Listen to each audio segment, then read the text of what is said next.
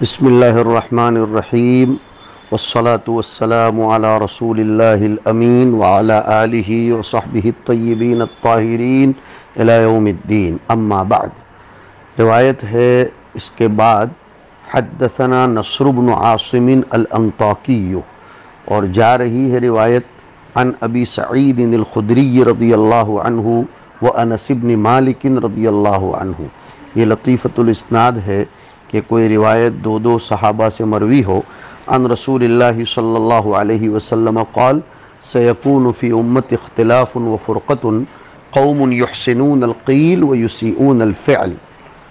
قول اور فعل میں تضاد ہوگا۔ یقرؤون القرآن لا یجاوز تراقیہم، یمرقون من الدین مروق السہم من الرمیۃ، لا یرجعون حتی یرتد علی فوقہ، ہم شر الخلق والخلیقہ، طوبى لمن قتلهم وقتلوه، يدعون إلى كتاب الله وليسوا منه في شيء، من قاتلهم كان أولى بالله تعالى منهم، قالوا يا رسول الله ما سيماهم، قال التحليق۔ یہ روایت میں جو آیا کہ لا يرجعون حتى يرتد على فوقه، کہ یہ لوگ دین اور امام کی اطاعت کی طرف نہیں لوٹیں گے جب تک کہ تیر لوٹ کر اپنے فوق کی طرف نہ آ جائے۔ تیر کا چھوٹ جانے کے بعد اپنے فوق کی طرف آنا محال ہے، اس طرح ان لوگوں کا دین کی طرف لوٹ کر آنا محال ہے۔ اس کو کہتے ہیں تعلیق بالمحال، جیسے حتی یلیج الجمل فی سم الخیاط، اور جیسے حتی یعود اللبن فی الطرع۔ فوق کہتے ہیں تیر و کمان میں جو تانت کی وہ جگہ جہاں تیر رکھ کر چلاتے ہیں اس کو سوفار کہتے ہیں۔ تو ان کا دین کی طرف لوٹنا از قبیل محال ہے۔ ہم شر الخلق والخلیقہ، تمام مخلوق میں سب سے بدتر، مسلمین میں سب سے بدتر، یعنی تمام مخلوق سے مراد مسلمین میں سب سے بدتر، اور خلیقہ سے مراد دوسرے لوگ اور جانور۔ فطوبى لمن قتلهم، خوشخبری اور بشارت ہے اس شخص کے لیے جو ان خوارج کو قتل کرے، اور ان کے لیے بھی جن کو یہ خوارج قتل کریں، اس لیے کہ وہ شہید ہوں گے، اور جو قتل کرے گا وہ ایک فرقہ ضالہ اور نظریات حدامہ اور اقوال اباطیل کے اصحاب کو قتل کرے گا، اس لیے ان کو قتل کرنے والا بھی خوشخبری کا مصداق، اور جو ان کے ہاتھوں سے قتل ہو وہ بھی خوشخبری کا مصداق۔ اور روایت میں آیا کہ بظاہر یہ لوگوں کو کتاب اللہ کی طرف بلائیں گے، کتاب اللہ کی تعلیمات کی طرف بلائیں گے، حقیقت میں ان کو اللہ کی کتاب سے کوئی لینا دینا نہیں ہوگا، اس لیے کہ ان کے دل کی نیتیں، ان کی مرادیں یہ ٹھیک ٹھاک نہیں ہوں گی، ظاہری دکھاوا کریں گے۔ جو شخص ان سے قتال کرے گا میری امت میں تو وہ سب سے زیادہ اللہ کا قرب حاصل کرے گا ان لوگوں کے مقابلے میں جو ان سے قتال نہیں کرے گا۔ پتہ چلا کہ جو لوگ اس طرح منہدم دین کو کرنے والے نظریات لے کر چلتے ہوں ان سے قتال شریعت میں مطلوب ہے، بشرطے کی خلافت یا امارت اسلامیہ ہو۔ صحابہ نے عرض کیا تھا کہ ظاہری علامت کیا ہوگی جس کو دیکھ کر ہمیں سمجھ میں آئے، اس لیے کہ آپ نے تو فرمایا وہ قرآن بھی پڑھتے ہوں گے، قرآن کی طرف دعوت بھی دیتے ہوں گے، روزے بھی رکھتے ہوں گے، تو ہمیں پتہ کیسے چلے گا کہ یہ لوگ فرقہ باطلہ کے لوگ ہیں؟ آپ نے فرمایا ان کی علامت یہ ہے کہ وہ بار بار سر حلق کرواتے رہیں گے، اور اس کے بعد والی روایت میں اور ایک لفظ آیا ہے التسمید، یعنی حلق شعر میں مبالغہ کریں گے، سر پر بالوں کو جمنے ہی نہیں دیں گے، بار بار سر حلق کروائیں گے۔ فَإِذَا رَأَيْتُمُوهُمْ فَأَنِيمُوهُمْ، جب تم ان کو دیکھو ان کو سلا دو، ختم کر دو، ان کو بالکل جینے کا حق نہیں ہے، اس لیے جہاں وہ سر اٹھائیں ان کو سلا دو۔ جی ہاں، تحلیق امام احمد رحمۃ اللہ علیہ کی ایک روایت میں اسی لیے مکروہ ہے کہ وہ خوارج کی علامت ہے سوائے حج و عمرے میں، لیکن اب یہ علامت ان کی نہ رہی، اس لیے اب کے علماء کرام نے اس کو مکروہ نہیں فرمایا، لیکن بلا وجہ کے بالکل سر کے بال کو حلق کروا دینا، اس کے اصول سے ختم کر دینا، یہ مرد کے لیے بھی مطلوب نہیں ہے۔ یہ الگ بات ہے کہ کتاب الطہارت میں حضرت علی رضی اللہ تعالیٰ عنہ کی حدیث آئی کہ فَمِن ثَمَّ عَادَيْتُ رَأْسِي فَمِن ثَمَّ عَادَيْتُ رَأْسِي، یہ حضرت علی رضی اللہ تعالیٰ عنہ کا اپنا تفرد اور ان کا غلبہ حال تھا، اور اس چیز میں حضرت علی رضی اللہ تعالیٰ عنہ کی متابعت سوچ سمجھ کر کرنی چاہیے۔ یہ ایک روایت تھی جو خوارج کے باب میں آئی۔ اس کے بعد ہے الحسن بن علی کے حوالے سے ان النبی صلی اللہ علیہ وسلم نحوہ عن انس روایت قال سیماہم التحلیق والتسبید فاذا رأیتموہم فانیموہم۔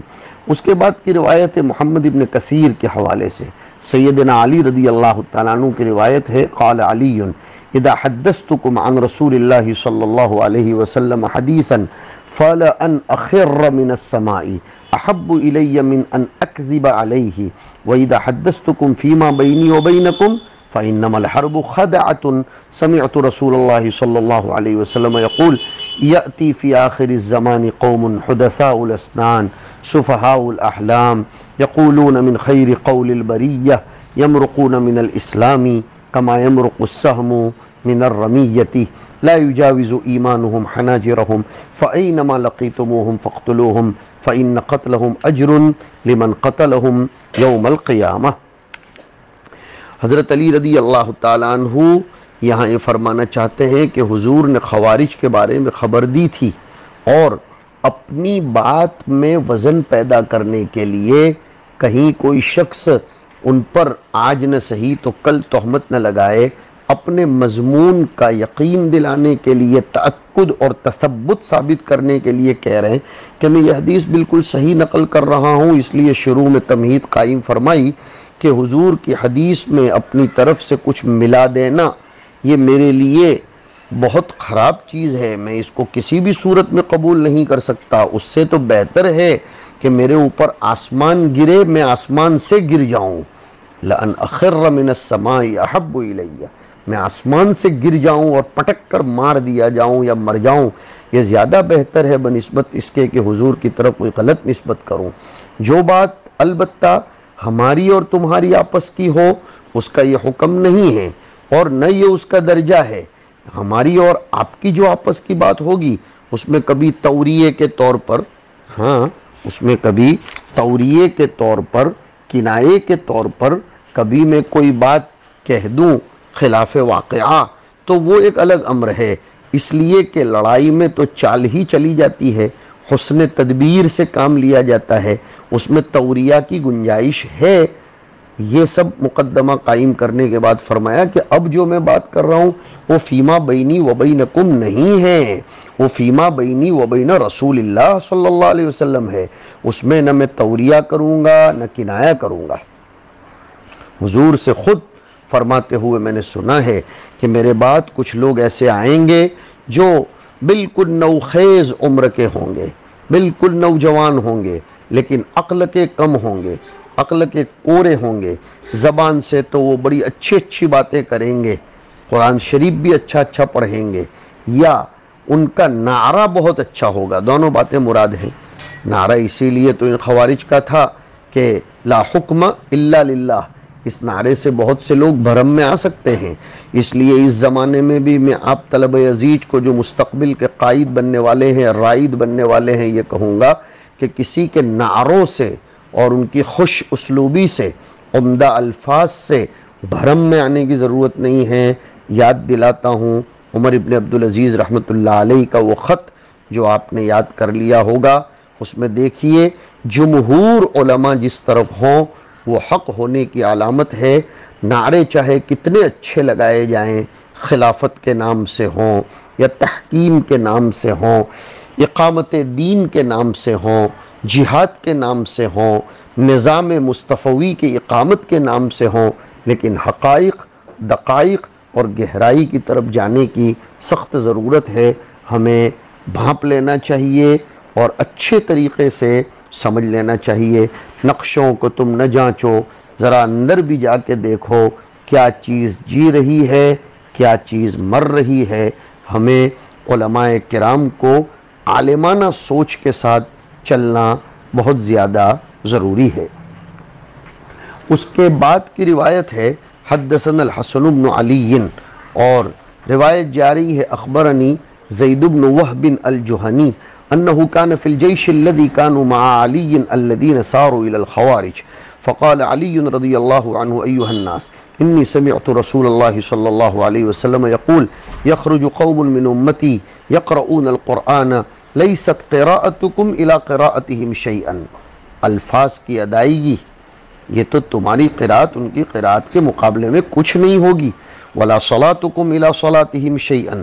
بظاہر وہ ایسے نماز پڑھیں گے، دکھتا ہوگا بڑے خشوع و خضوع سے، تمہیں اپنی نماز ان کے نماز کے مقابلے میں کچھ نہیں لگے گی۔ ولا صیامکم الی صیامہم شیئا، ان کے صیام حسن اور خوبصورتی سے بھرے ہوں گے، تمہارے صیام بظاہر ان کے روزوں کے مقابلے میں کچھ نہیں ہوں گے، لیکن حقائق سے خالی۔ یقرؤون القرآن یحسبون انہ لہم وہو علیہم، وہ قرآن پڑھیں گے،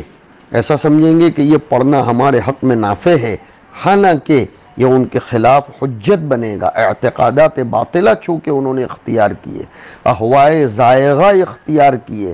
اور یہ قرات ان کی قبول نہیں کی جائے گی، یہ بجائے ثواب کے عقاب بنے گی۔ لا تجاوز صلاتهم تراقیہم، اس لیے کہ صرف الفاظ ہی الفاظ ہیں، خشوع و خضوع، استقامت یہ اندر کی چیزیں ہیں۔ قد افلح المؤمنون الذین هم فی صلاتهم خاشعون، اشارہ سمجھیے۔ یمرقون من الاسلام کما یمرق السهم من الرمیہ، لو يعلم الجيش الذي يصيبونهم ما قضي لهم على لسان نبيهم صلى الله عليه وسلم لاتكلوا عن العمل، وآية ذلك أن فيهم رجلا له عضد وليست له ذراع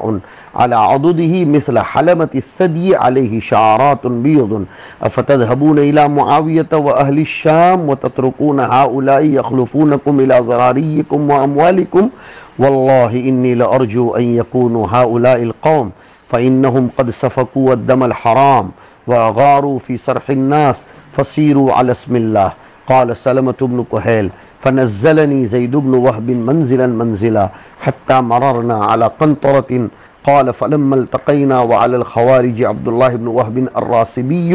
قال لهم ألقوا الرماح وسلوا السيف من جفونها فإني أخاف أن يناشدوكم كما ناشدوكم يوم حرورا، قال فوحشوا برماحهم واستلوا السيوف وشجرهم الناس برماحهم، قال وقتلوا بعضهم على بعض، قال وما أصيب من الناس يومئذ إلا رجلان، فقال علي التمسوا فيهم المخدج فلم يجدوا، قال فقام علي بنفسه حتى أتى ناسا قد قتل بعضهم على بعض، فقال أخرجوهم فوجدوه مما يلي الأرض، فكبر وقال صدق الله وبلغ رسوله، فقام إليه عبيدة السلماني فقال يا أمير المؤمنين الله الذي لا إله إلا هو لقد سمعت هذا من رسول الله صلى الله عليه وسلم، قال إي والله الذي لا إله إلا هو حتى استحلفه ثلاثا وهو يحلف۔ یہ ہے وہ روایت جو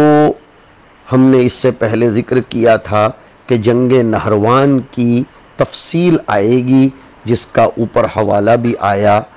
اور اس میں کہتے ہیں کہ میں خود اس لشکر میں تھا جو حضرت علی کے ساتھ خوارج سے لڑنے کے لیے گیا تھا۔ فرماتے ہیں زید ابن وہب الجہنی اس روایت کے راوی کہ حضرت علی رضی اللہ تعالیٰ عنہ نے فرمایا خوارج کے ساتھ لڑائی کی ترغیب اور تشکیل کرتے ہوئے کہ اے لوگو، میں نے حضور صلی اللہ علیہ وسلم سے سنا، آپ فرمایا کرتے تھے کہ میری امت میں سے ایک جماعت، ایک قوم ایسی نکلے گی کہ وہ قرآن کی تلاوت تو کریں گے، ایسی عمدہ قرات کہ تمہاری قرات ان کے مقابلے میں کچھ نہیں، تمہاری نماز، تمہارے روزے بظاہر ان کی عبادتوں کے مقابلے میں کچھ نہیں ہوں گے، قرآن پڑھیں گے وہ اور یہ سمجھیں گے کہ وہ ان کے حق میں ہوگا، میں نے ذکر کیا، لیکن ان کو اس سے گناہ ہوگا، وہ ان کے خلاف حجت بنے گا۔ اگر وہ لشکر جو ان سے قتال کرے گا وہ جان لے کہ حضور کی زبان پر ان کے لیے کیا فیصلہ کیا گیا ہے، کیا ثواب کا وعدہ کیا گیا ہے، تو وہ اسی عمل پر اعتماد کر کے بیٹھے رہیں گے۔ مطلب خوارج کے ساتھ قتال ہی پر اعتماد کر کے دوسرے کسی عمل کی ضرورت محسوس نہیں کریں گے۔ اشارہ ہے ثواب کثیر و عظیم کے حاصل ہو جانے پر، اس کی طرف اشارہ ہے، ہاں، کہ اس قتال میں اتنا عظیم فائدہ ہے کہ اس کے سوا دوسرا عمل کرنے کو وہ ضروری ہی نہیں سمجھیں گے۔ اب علامت بیان فرمائی کہ اس قوم کی علامت جس سے قتال کی حضور نے ترغیب دی وہ یہ کہ ان میں ایک شخص ایسا ہوگا کہ اس کے ایک طرف صرف بازو ہوگا، کلائی نہیں ہوگی، اور اس کے بازو پر سر پستان کی مانند ایک بوٹی سی ہوگی جس کے ارد گرد سفید بال ہوں گے، اور اس کے بعد والی روایت میں ہے جو ہماری کتاب میں ہے مثل شعیرات التی تکون علی ذنب الیربوع، ایسے بال جو یربوع کی دم پر ہوتے ہیں۔ یربوع چوہے کے قریب قریب اس کے مشابہ ایک جانور ہوتا ہے جس کی دم پر کھڑے بالوں کا ایک گچھا ہوتا ہے، اور اس کے بعد والی روایت میں اور تشبیہ آئی مثل سبالۃ السنور، کہ وہ بال ایسے کھڑے ہوتے ہیں جیسے بلی کی مونچھ۔ تم معاویہ اور اہل شام کی طرف جاتے ہو ان کے قتال کے لیے، اور ان لوگوں کو اپنے پیچھے اپنی آل اولاد کی طرف چھوڑ کر جاتے ہو۔ مطلب یہ ہے کہ پہلے ان کو نمٹاؤ، پھر دیکھا جائے گا اہل شام کا قصہ۔ ترجیحات کا معاملہ ہے، تم پہلے ان کو دیکھ لو پھر شامیوں کی طرف جاؤ۔ واللہ میں امید کرتا ہوں یہی لوگ وہ قوم ہیں جن کے بارے میں حضور نے فرمایا تھا۔ حضرت علی کو دیکھو تو صحیح، کیسی زبردست بات کر رہے ہیں کہ تم معاویہ اور ان کی طرف کی بات کی کرو، اصل میں پہلے ان کو نپٹاؤ، اس لیے کہ یہ لوگ ناحق خون بہا رہے ہیں، لوگوں کو لوٹ رہے ہیں، اللہ کا نام لے کر ان کی طرف چل دو۔ سلمہ ابن کہیل جو زید ابن وہب سے روایت کرتے وہ کہتے ہیں کہ زید ابن وہب نے مجھ کو اس لڑائی کے منازل میں سے ہر منزل پر اتارا، پوری تفصیل سے انہوں نے واقعہ بیان کیا منزل بمنزل، یہاں تک کہ چلتے چلتے ہمارا گزر ایک پل پر ہوا، قنطرہ دبرجان۔ زید ابن وہب کہتے ہیں جب ہمارا اور ان کا آمنا سامنا ہوا، حال یہ ہے کہ ان کا امیر عبداللہ ابن وہب تھا خوارج کا، تو اس نے اپنے لوگوں سے کہا کہ نیزوں کو ایک طرف ڈال دو، تلواروں کو نیاموں سے نکالو، ہمیں حملے میں جلدی کرنی ہے، نیزوں میں دیر لگے گی، تلواریں چلاؤ۔ لڑائی کے وقت شروع میں تو نیزے ہی استعمال کیے جاتے ہیں جب وہ ذرا فاصلے پر ہوتے ہیں، لیکن جب زیادہ قریب ہو جاتے ہیں تو پھر تلواریں استعمال کی جاتی ہیں۔ یہ تدبیر حرب ہے، وہ آپ کو جاننا چاہیے تو یہ روایت سمجھ میں آئے گی۔ وہ کہہ رہا ہے کہ مجھے اندیشہ ہے اس بات کا کہ کہیں وہ تم سے صلح نہ طلب کرنے لگے جس طرح یوم حرورہ میں کی تھی۔ معلوم ہوا کہ اس لڑائی سے پہلے کوئی بات مقام حرورہ میں بھی پیش آئی ہوگی۔ احروریت انتی، روایت میں آیا ہے وہی خوارج کا فرقہ۔ چنانچہ انہوں نے اپنے امیر کے حکم کے مطابق نیزوں کو تو پھینک دیا، تلواریں سوت لی، اللہ کی قدرت نے اپنا کرشمہ دکھایا۔ حضرت علی کے ساتھ جو لوگ تھے ان لوگوں کو انہی کے نیزوں سے بھون کر ختم کر کے رکھ دیا۔ حضرت علی کے جو ساتھی تھے انہوں نے ان خوارج کو انہی کے نیزوں سے بالکل سر جدا کر کے رکھ دیا، جن نیزوں کو انہوں نے اپنی امیر کی ہدایت پر پھینک دیا تھا، وہی نیزے حضرت علی کے لشکر کے ساتھیوں کو کام آ گئے۔ اللہ کا فیصلہ ہوتا ہے۔ اور وہ اس طرح مارے گئے کہ ناشوں پر ناشیں پڑی ہوئی تھی، ڈھیر پڑے ہوئے تھے، اور اصحاب علی میں سے اس لڑائی میں صرف 2 آدمی مارے گئے۔ خوارج کی تعداد 8000 کے قریب تھی، اکثر مارے گئے۔ جب لڑائی کا خاتمہ ہوا سیدنا علی اور ان کے لشکر کو جو اہل حق تھے فتح یابی ہوئی، تو حضرت علی نے فرمایا کہ اس ناقص الید کو مقتولین میں تلاش کرو تاکہ ہمیں یقینی طور پر معلوم ہو جائے، عین الیقین ہو جائے کہ جس قوم کی حضور نے نشاندہی فرمائی تھی یہ وہی لوگ تو ہیں۔ وہ آیا تھا نا مخدج الید، مسدون الید، ان کی علامت جو بتائی تھی، لوگوں نے تلاش کیا، ان کو تلاش سے کوئی ایسا شخص مل نہیں پایا۔ حضرت علی خود کھڑے ہوئے تلاش کرنے کے لیے، یہاں تک کہ وہ تلاش کرتے کرتے مقتولین کے ایک ڈھیر پر پہنچے، جو ڈھیر کسی گھڑے میں تھا۔ حضرت علی نے فرمایا کہ ذرا ان کو نکالو، ہو سکتا ہے ان میں ہو۔ چنانچہ وہ جو تھا مخدج الید، ناقص الید، وہ سب سے نیچے ملا۔ حضرت علی نے اس کو دیکھ کر نعرہ بلایا، اللہ اکبر، فرمایا صدق اللہ وبلغ رسولہ، اللہ کے رسول نے جو بات تھی وہ پہنچا دی ہم عین الیقین سے۔ حضرت علی اصل میں اس بات کا تأکد کرنا چاہتے تھے کہ کہیں ہم سے اجتہادی غلطی تو نہیں ہوئی، حضور کی علامت بیان کردہ جو ہے وہ ہم دیکھ لیں گے تو ہمیں اپنے کام پر ولیکن لیطمئن قلبی والا معاملہ مستحضر ہوگا، تو یہاں کوئی اعتراض نہیں ہوگا۔ دورہ پڑھتے ہو، اشاروں میں بھی چلتے رہو آگے۔ اس پر سلمانی نے کھڑے ہو کر حضرت علی سے پوچھا، اے امیر المومنین، جو عبیدہ سلمانی تھے انہوں نے کھڑے ہو کر پوچھا، امیر المومنین، اس اللہ کی قسم جس کے سوا کوئی معبود نہیں، آپ نے خود حضور سے یہ سنا ہے اتنا بڑا ثواب؟ تو حضرت علی نے بھی قسم کھا کر جواب دیا، ہاں ایسا ہی ہے۔ اور یہ ان دونوں کا قسم کھا کر سوال و جواب 3 مرتبہ ہوا۔ آگے روایت میں ابو الوضیع اس مخدج مقتول جس کو انہوں نے دیکھا تھا اس کا حال بیان کرتے ہیں کہ گویا میں اس کو اس وقت دیکھ رہا ہوں، منظر کشی ہو رہی، یعنی اس کا نقشہ گویا میرے سامنے ہے کہ وہ مخدج ایسا لگتا تھا جیسے کوئی حبشی ہو جس کے بدن پر ایک چھوٹا سا کرتا ہو، اور اس کا ایک ہاتھ ایسا تھا جیسے عورت کے پستان، قریطق تصغیر ہے قرطک کی، اور وہ معرب ہے کرتے کا، قریطق تصغیر کی وجہ سے معلوم ہوا کہ وہ کرتا چھوٹا سا ہوگا، اس لیے اس کا ترجمہ کچھ لوگ کرتی سے کرتے ہیں۔ رئیس الخوارج جو تھا مخدج، اس کا سابق حال بھی بیان ہوا کہ یہ مخدج شروع ابتدائی زمانے میں مسجد میں رہا کرتا تھا، اس کے ساتھ ہمارا دن رات کا اٹھنا بیٹھنا تھا، ابو مریم کہتے ہیں، اور وہ دراصل نادار اور فقیر آدمی تھا، مسکینوں کے ساتھ حضرت علی کے لنگر کھانے میں فائدہ اٹھایا کرتا تھا، کھات پیت کرتا تھا۔ ایک مرتبہ میں نے اس کو اپنا چوغا بھی دیا تھا، یعنی شروع میں کیسا غریب اور مسکین تھا جس کے بارے میں وہ ہم گمان بھی نہیں ہو سکتا کہ یہ آگے چل کر ایسا ہوگا۔ اس سے بچوں ہمیں بھی سبق لینے کی ضرورت ہے کہ بھولے بھالے غریب مسکینوں پر آنکھ بن کر اعتماد نہیں کرنا چاہیے، مدد کر کے ہٹ جاؤ لیکن ان پر اعتماد مت کرو، نہ جانے وہ آگے کیا ہوگا۔ اسی لیے میں تو یہاں تک کہا کرتا ہوں، مسلمان ہوشیار ہو، اسلام کا اظہار کرنے والے اور اس زمانے میں اپنے آپ کو نو مسلم کہنے والے کی ہر بات میں آ جانے کی ضرورت نہیں ہے، پرکھ لو، سمجھ لو، سن لو، اس کے بعد ہی ہم کسی پر اعتماد کر سکتے ہیں۔